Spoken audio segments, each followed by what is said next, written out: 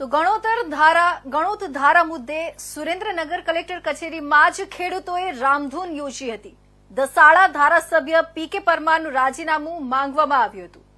ખેડૂતો હનુમાનજીના મંદિરે ન્યાય માટે પ્રાર્થના કરતા હતા, ત્યારે ધારાસભ્યએ હનુમાનજીનું અપમાન કર્યાનો પણ આક્ષેપ કરવામાં આવ્યો છે।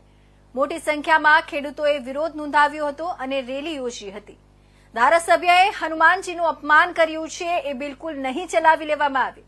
સુરેન્દ્રનગર કલેક્ટરના કૌટુંબિક સગા પણ ગણોત ધારાનો ભોગ બન્યા છે અને એ પણ કલેક્ટરને રજૂઆત કરવા પહોંચ્યા હતા।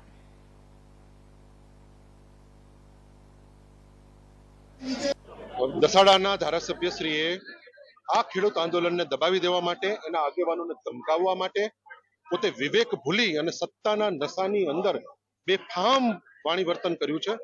અને વાણી વર્તનની અંદર કદાચ અમને આગેવાનોને ગાળો દેતો પણ અમને વાંધો નથી, પરંતુ ભગવાન શ્રી હનુમાનજીનું અપમાન કર્યું છે।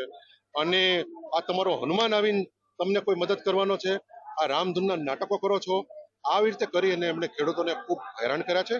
મારી માંગણી છે કે ભારતીય જનતા પાર્ટી જો પોતાને હિન્દુ સંસ્કૃતિ વાળી, હિન્દુ ધર્મના રક્ષણ પાટડી અને તેની આજુબાજુના 7 ગામોના લોકો દ્વારા આજે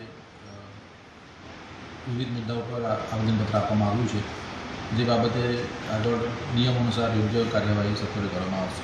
કેટલા ખેડૂતોનો પ્રશ્ન છે?